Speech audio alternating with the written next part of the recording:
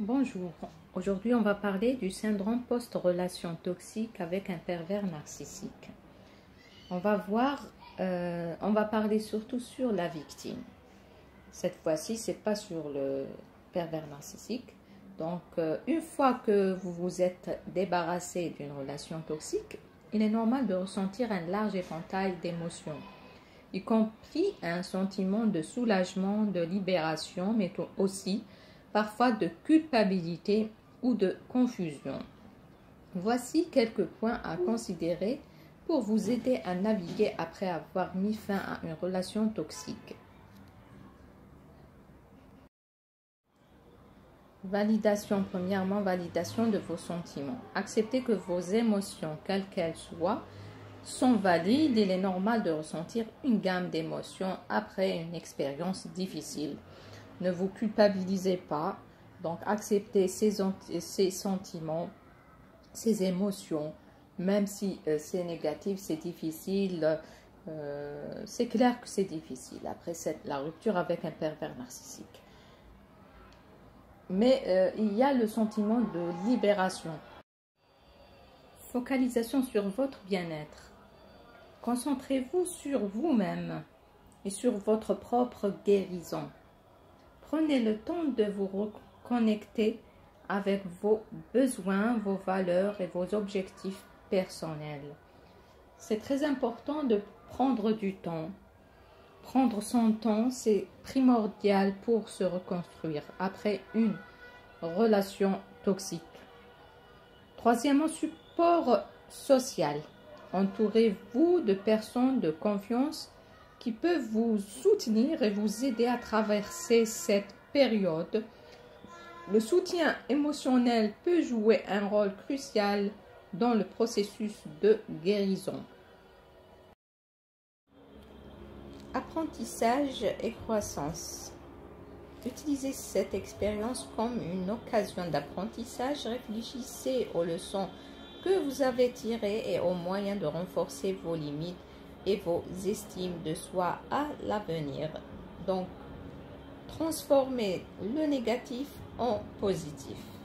Donc, considérez ça comme une expérience et non pas une mauvaise histoire. Cinquièmement, considération professionnelle. Envisagez de parler à un professionnel de la santé mentale si vous éprouvez des difficultés importantes pour surmonter les effets émotionnels de la relation toxique. Un thérapeute peut fournir un soutien et des outils pour avancer.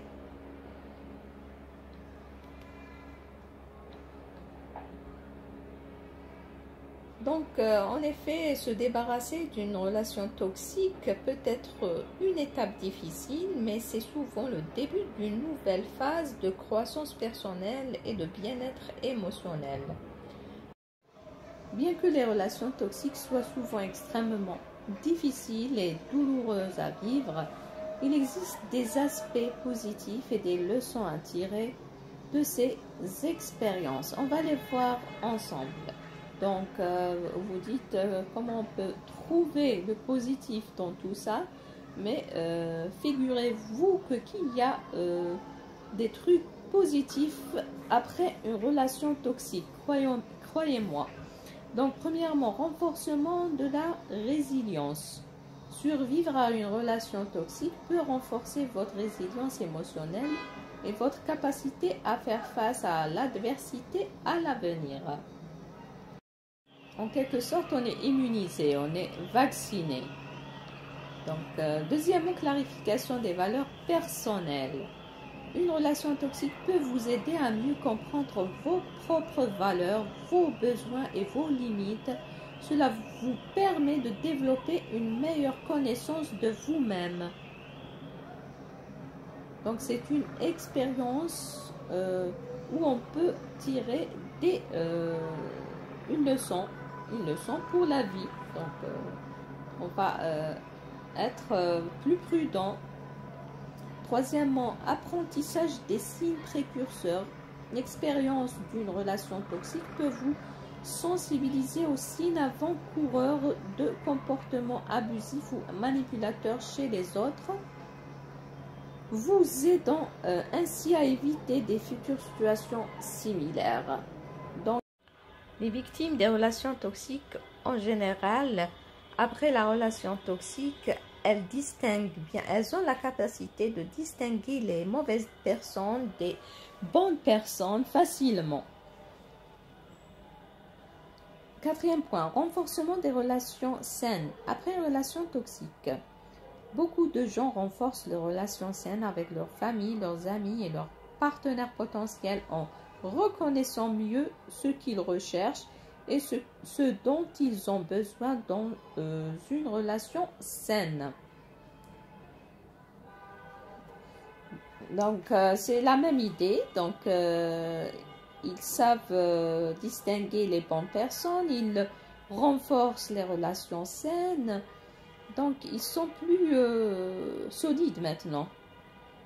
Cinquièmement, croissance personnelle.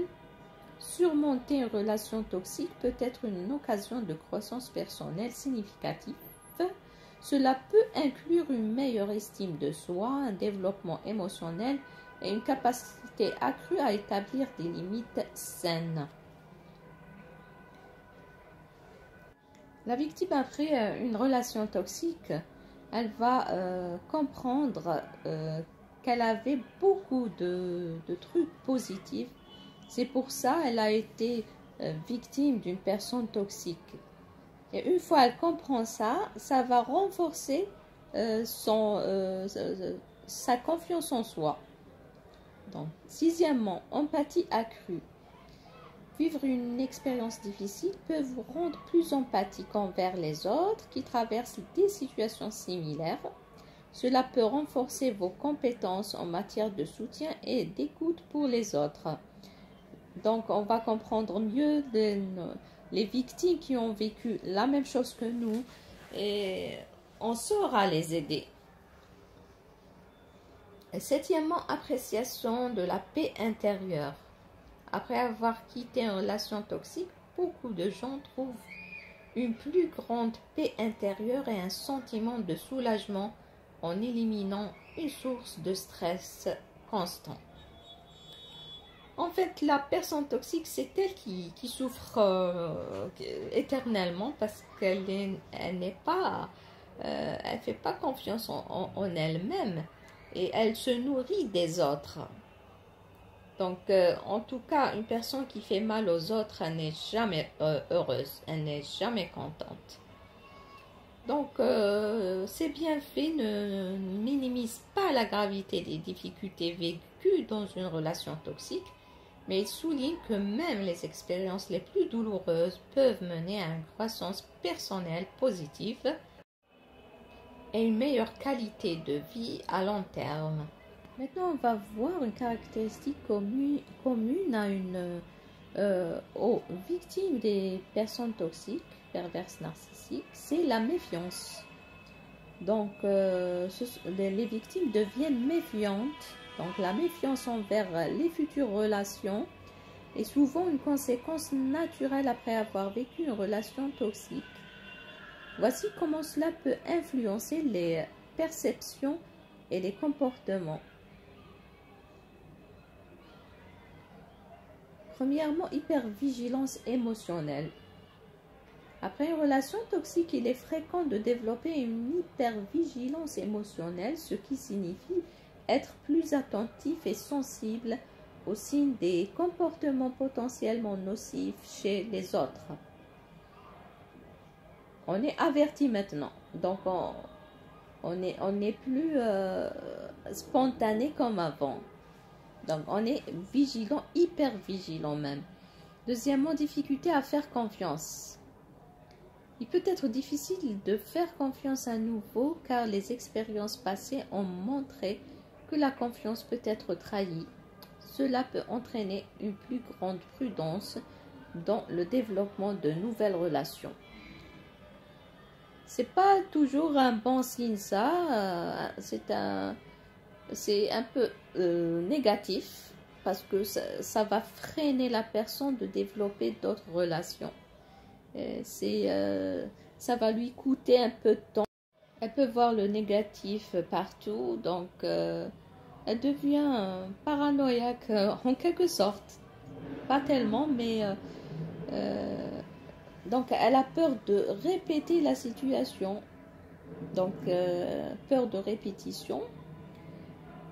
Il y a une autre conséquence, c'est le renforcement des barrières émotionnelles.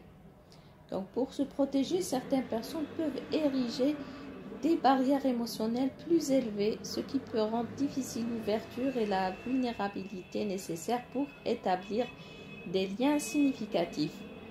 Donc ça rentre dans la prudence. Donc cette prudence développée après une relation toxique, elle a des conséquences, de grandes conséquences. Besoin de validation supplémentaire. Après une relation toxique, il peut être nécessaire de rechercher davantage de validation ou de confirmation des intentions et des actions des autres avant de se sentir en sécurité dans une nouvelle relation. Donc, vous voyez le désastre d'une relation toxique. Pour surmonter ces défis, il est essentiel de consacrer du temps à la guérison émotionnelle et à la reconstruction de la confiance en soi. Travailler sur l'estime de soi, apprendre à reconnaître et à établir des limites saines, ainsi que rechercher un soutien professionnel si nécessaire, sont des étapes importantes avec le temps. Un effort conscient, il est possible de développer des stratégies pour établir des relations saines et épanouissantes à l'avenir. En bref,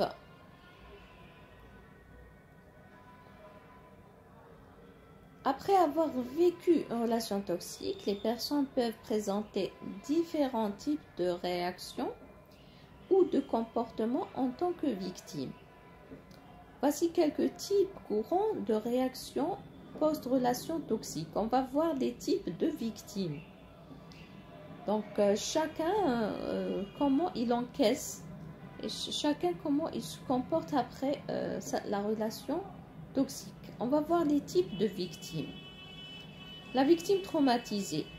Dans la majorité des cas, la victime, elle est traumatisée. Donc, cette personne peut éprouver un stress post-traumatique ou des symptômes similaires après avoir été exposé à des abus émotionnels, physiques ou sexuels répétés.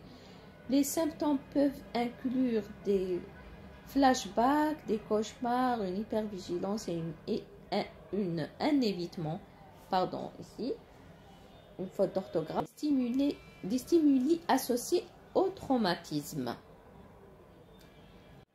La victime blâmante de soi-même.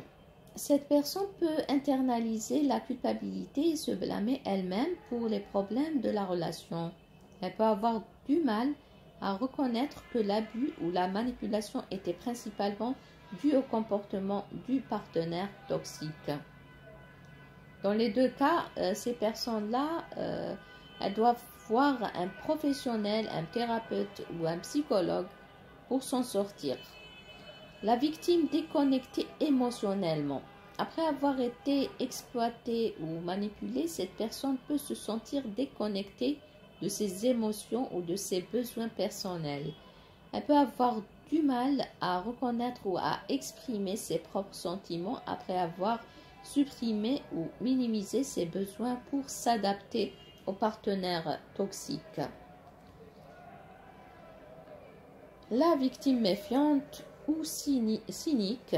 Cette personne peut développer une méfiance générale envers les autres et avoir du mal à faire confiance à nouveau. Elle peut voir les relations futures comme potentiellement dangereuses ou manipulatrices, ce qui peut affecter sa capacité à établir des liens intimes.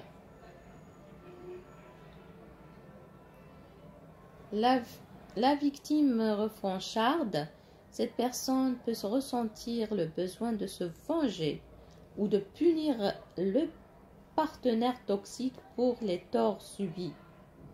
Ça, c'est moi. Elle peut être obsédée par l'idée de justice ou de rétribution, même si cela peut nuire à son propre bien-être émotionnel. Donc, la victime qui cherche la justice.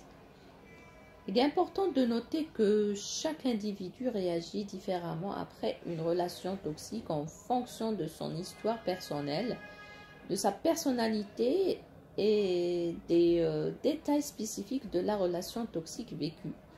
La guérison et la récupération peuvent varier considérablement d'une personne à l'autre et il est souvent bénéfique de chercher un soutien professionnel pour aider à surmonter les effets néfastes de l'abus ou de la manipulation. Et ce qui est dur pour la victime après une relation toxique, c'est des fois elle voit l'impunité envers ce pervers narcissique ou ce diable. Donc elle continue de le voir réussir dans son business, s'épanouir. Il aura d'autres relations. Il aura plus d'avantages. Donc c'est tuant pour la victime, mais ce que je conseille, il faut le supprimer de sa tête. Donc il faut le supprimer, c'est fini, c'est comme ça, on tourne la page. Et pour ceux qui croient à la justice divine, donc on laisse la justice divine. Donc, il n'y a pas mieux parce que, bon, on peut pas... Il y a une impunité, franchement, il y a une impunité envers les pervers narcissiques. D'accord? Ils continuent dans leur... ils cherchent une autre victime, ils continuent dans leur machiavélisme, ils continuent dans leur mécanisme. Voilà, donc... c'est difficile de le voir tomber parce que c'est un manipulateur, il sait s'adapter à toutes les situations. C'est un diable égocentrique, il ne pense qu'à lui et surtout il fait beaucoup de mal aux autres. Il aime faire du mal aux autres, c'est ça, c'est une personne, comment dire, malveillante. C'est un diable, tout simplement, donc c'est un diable. Le problème, qu'on ne voit pas ce pervers narcissique, ce diable, payer la facture du mal qu'il a fait, malheureusement. Donc, je parle de ma situation. Mes pervers narcissiques, ils sont sains et saufs. Mais je crois à la justice divine. Il continue de faire du mal à d'autres personnes et je pense pas, moi, à ma croyance, je pense pas qu'une personne qui fait du mal aux autres en répétition, c'est-à-dire elle n'a pas de recul, pas de fin de ça, elle le paiera, il y a une justice divine. On va voir dans une vidéo la fin du pervers narcissique. Bon, les feux d'artifice. Je vous laisse, à la prochaine.